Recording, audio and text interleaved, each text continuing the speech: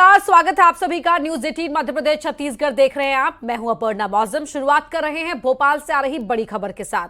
स्वाद की आड़ में सेहत से किस तरह खिलवाड़ हो रहा है वो हम आपको बताते हैं। भोपाल में टॉयलेट में, एक रेस्टोरेंट के टॉयलेट में सब्जियां धोई जा रही थी। मौके पर नगर निगम की टीम पहुंची और ये सब अपनी आंखों से नगर निगम की टीम के लोगों ने देखा। मौके पर ही रेस्टोरेंट को फाइन लगाया गया। सफाई की व्यवस्था नहीं होने पर एक्शन लिया गया। नाले में खाना फेंकने के साथ टॉयलेट में सब्जी धोने पर 8,000 का जुर्माना भी लगाया गया है। लेकिन सोचिए किस तरह से यहां पर आपकी सेहत के साथ इस रेस्टोरेंट में खिलवाड़ किया जा रहा था।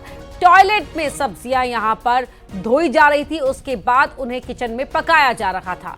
नगर निगम की टीम जब यहां इंस्पेक्शन के लिए पहुंची तो वहां ये सब पाया गया। देखिए यहां पर टॉयलेट है और टॉयलेट में यहां सब्जी का झोला भी आपको दिखाई दे रहा है और सब्जियां इसी टॉयलेट में धोई जाती थी।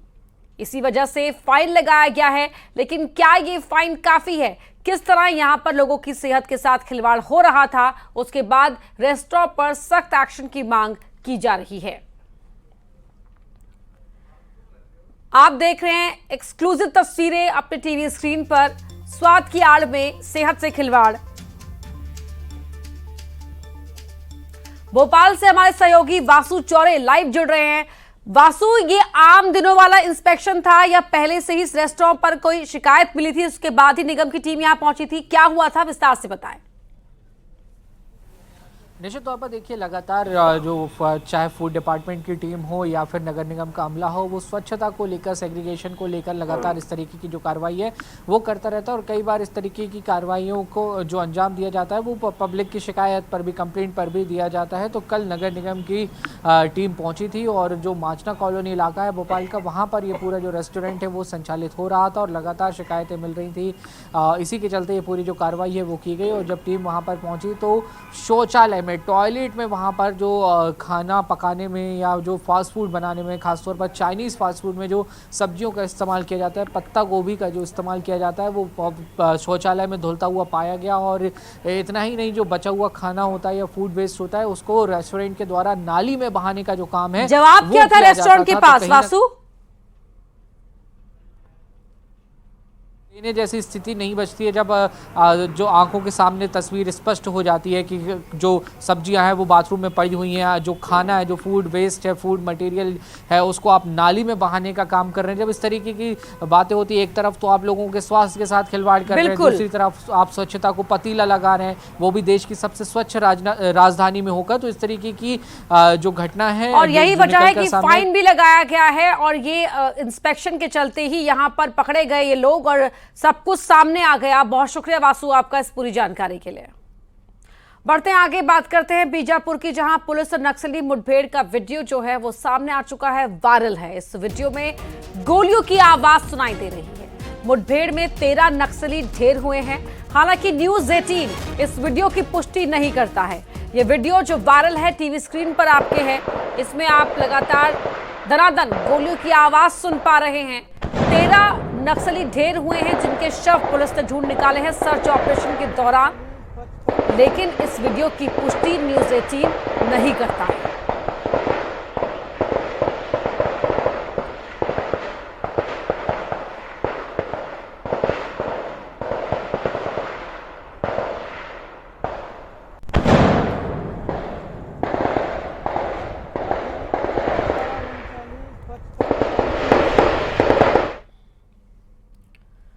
खबर दंतेवाड़ा से, जहां एक नक्सली ने सरेंडर कर दिया। लोन वर्राटू अभियान से प्रभावित होकर आत्मसमर्पण किया। कटे कल्याण एरिया कमेटी में ये सक्रिय था। अब तक 689 नक्सली सरेंडर कर चुके हैं। आत्मसमर्पण करने वालों में 174 इनामी नक्सली हैं। तो लोन वर्राटू अभियान से प्रभावित होकर इस नक्सली ने आत्मसमर्पण किया है। कटे कल्याण एरिया कमेटी में ये सक्रिय था, एक्टिव था।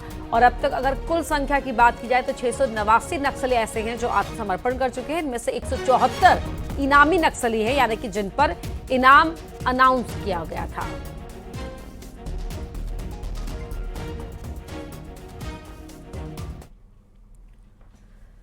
जबलपुर से बड़ी खबर आपको बता रहे हैं। शिवराज सिंह चौहान, वीडी शर्मा, पूर्व मंत्री भूपेंद्र सिंह के खिलाफ जमानती वारंट जारी किया गया है। 10 करोड़ की मानहानि का मामला है। राज्यसभा सांसद विवेक तनखा ने केस किया हुआ है। एमपी एमएलए कोर्ट में हाजिर नहीं होने पर यह कार्रवाई हुई है। लगातार 2 बार अदालत में अनुपस्थित रहने पर यह कार्रवाई की गई है। रियायती आवेदन को भी अदालत ने निरस्त कर दिया है। जबलपुर से बड़ी खबर आपको बता रहे हैं। इन दिग्गजों के खिलाफ जमानती वारंट जारी किया गया है। 10 करोड़ की मानहानि के मामले में लगातार अदालत में गैर हाजिर रहने पर यह जमानती वारंट जारी किया गया है।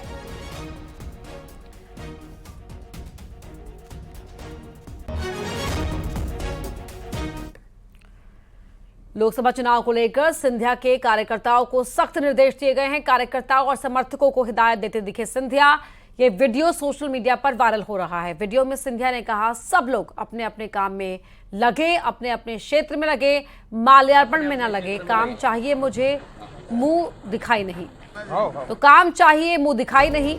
गुना से बीजेपी के उम्मीदवार हैं ज्योतिरादित्य सिंधिया।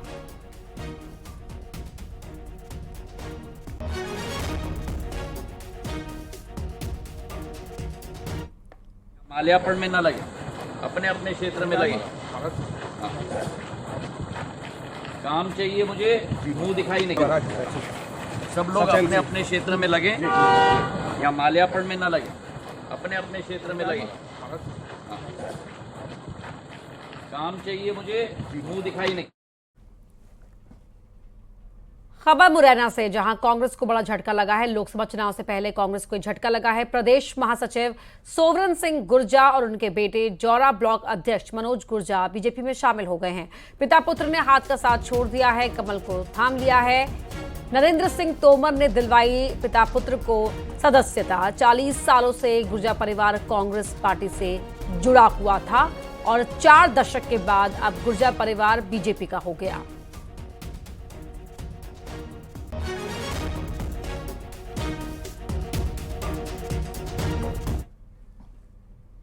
टीकमगढ़ से वीरेंद्र खटीक ने नामांकन भरा है। टीकमगढ़ से बीजेपी के उम्मीदवार हैं जतारा विधायक हरिशंकर खटीक भी इस दौरान मौजूद रहे। वीरेंद्र खटीक बोले, अब प्रत्याशित आएंगे नतीजे। मोदी जी जो कहते हैं वो करते हैं। 10 साल में भारत में बड़ा बदलाव आया है। एमपी में 29 में से 29 सीटें जीतने का दावा किया है।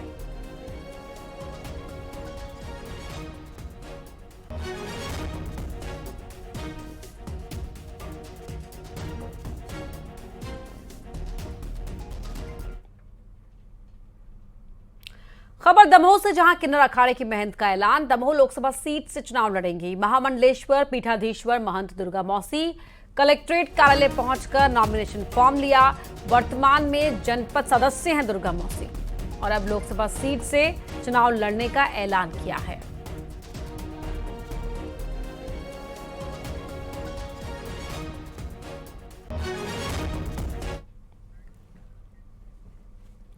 गरियाबंद में पेड़ पर चढ़ा तेंदुआ। रिहायशी इलाके में तेंदुआ पहुंच गया। गांव वालों ने अधिकारियों को सूचना दी। कई दिन से इलाके में तेंदुआ दिख रहा है। कई मवेशियों का शिकार भी कर चुका है तेंदुआ।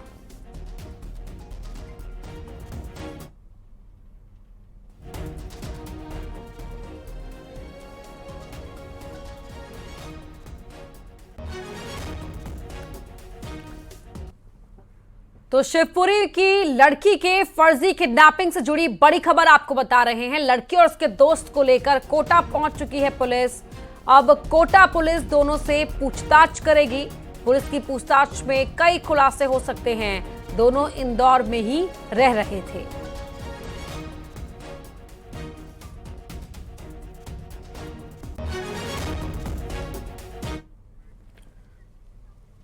और रायसेन से बड़ी खबर आपको बता रहे हैं, जहां गाय के मुंह में फट गया विस्फोटक पदार्थ। गाय का जबड़ा पूरी तरह जख्मी हुआ है। दोषी लोगों पर कार्रवाई की मांग की जा रही है। पुलिस जांच कर रही है।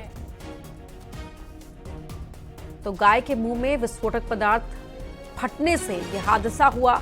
गाय का जबड़ा पूरी तरह से जख्मी हो गया।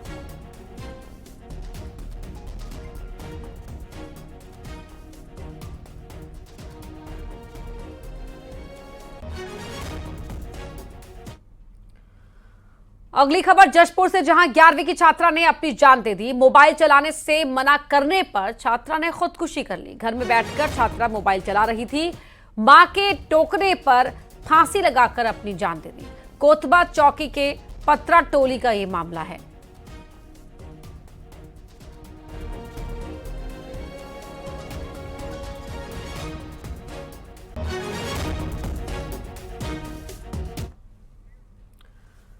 तो लगातार बीजेपी में शामिल होने वालों का जो ये फेहरिस्त है लंबी होती जा रही है। अब विजेंद्र सिंह शामिल हो गए हैं। अबाध गति से जारी है। जिस केरल के कोयम्बटूर बम कांड में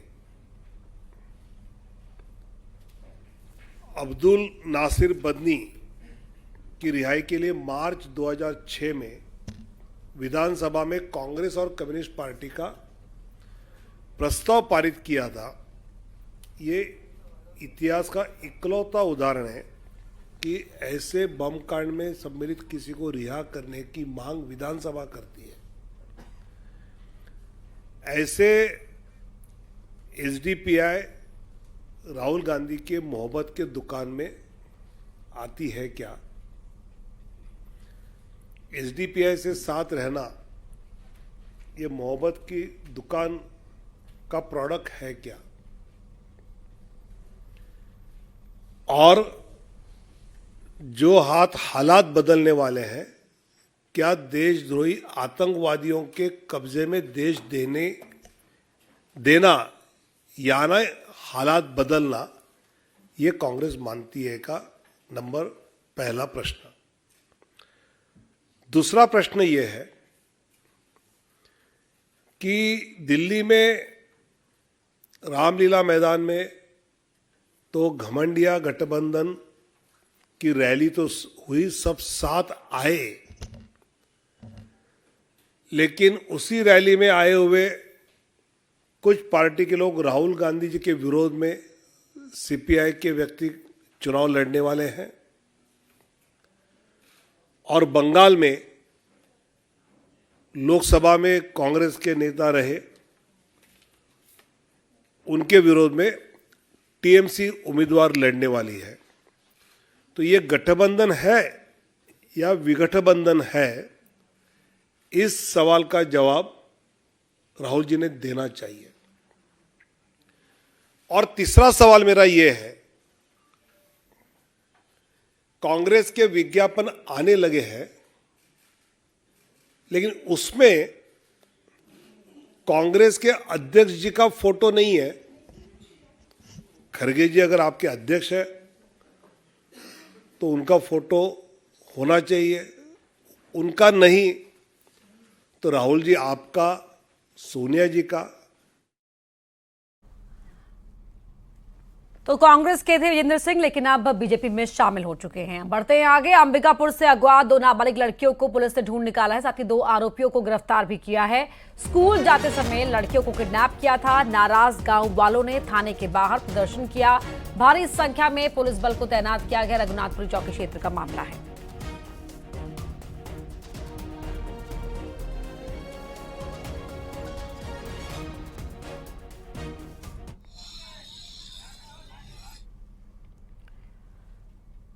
खबर कोरबा से, जहां जंगल में भीषण आग लग गई। जंगल के बड़ा इलाके में आग लगी। भटगांव और नवादी के बीच ये आग लगी है। तस्वीरें आप देख रहे हैं, जहां जंगल में भीषण आग की लपटें आप देख पा रहे हैं।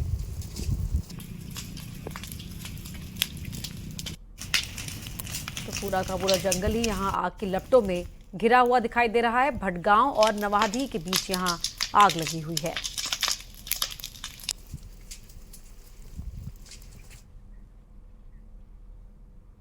लोकसभा चुनाव के नजदीक आते ही मध्य प्रदेश में एक बार फिर हवन पूजन के साथ मंदिर दौड़ का सिलसिला शुरू हो गया है।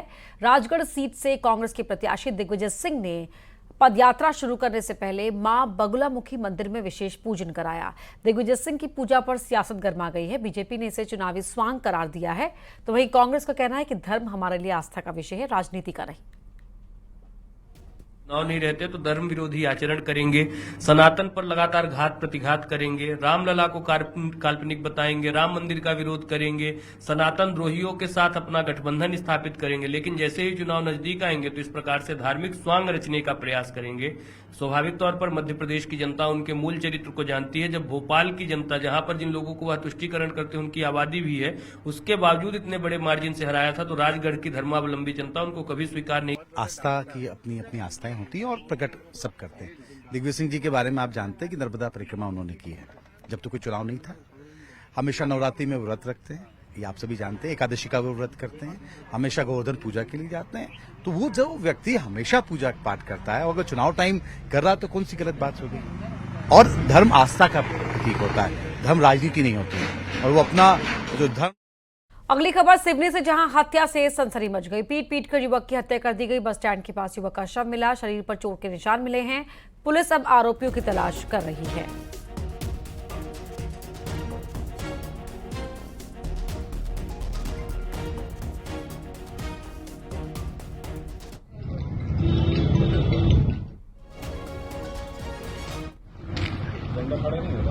तो गिर गया उससे हवा से।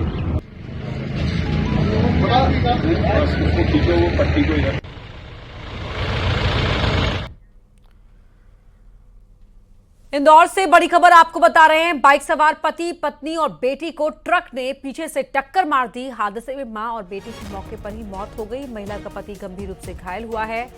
घायल को आईसीयू में एडमिट कराया गया। हमारा अस्पताल चल रहा है, ठीक है।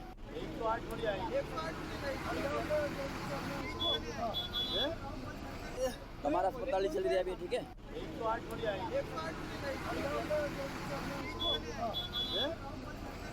हमारा अस्पताल चल रहा है, ठीक है। कन्हैया कुमार अपने बयानों को लेकर अक्सर ही सुर्खियों में रहते हैं। इस बार उन्होंने विधानसभा चुनाव में बूथ पर पड़े वोट की जानकारी मांगकर विपक्ष के ईवीएम में गड़बड़ी वाले मुद्दे को हवा दे दी है। लोकसभा चुनाव के बीच कन्हैया कुमार ने भारत निर्वाचन आयोग में विधानसभा चुनाव की जानकारी के लिए आरटीआई लगाई है। इसमें मध्य प्रदेश और राजस्थान में साल 2023 में हुए विधानसभा चुनाव की जानकारी मांगी है। जानकारी का जवाब तैयार करने में दोनों ही राज्यों के चुनाव अधिकारियों की माथापच्ची बढ़ गई है। आयोग के पत्र के आधार पर कुछ जिले के चुनाव अधिकारियों ने जानकारी देने से पहले कन्हैया कुमार से खर्च जमा करने के लिए पत्र भेजा है। प्रत्येक जिले ने प्रति पेज 2 रुपए की दर से शुल्क जमा करने का पत्र आरटीआई के मेल पर भेजा है। दोनों ही राज्यों की पूरी जानकारी एकत्रित करने के लिए कन्हैया कुमार को लाखों रुपए खर्च करने पड़ सकते हैं। खंडवा जिले की 4 विधानसभा क्षेत्र खंडवा, पंधाना, मांधाता और हरसूद के प्रत्याशियों की जानकारी देने में 6,782 रुपए का खर्च आ रहा है, जिसके लिए डिमांड नोट भेजे जा रहे हैं।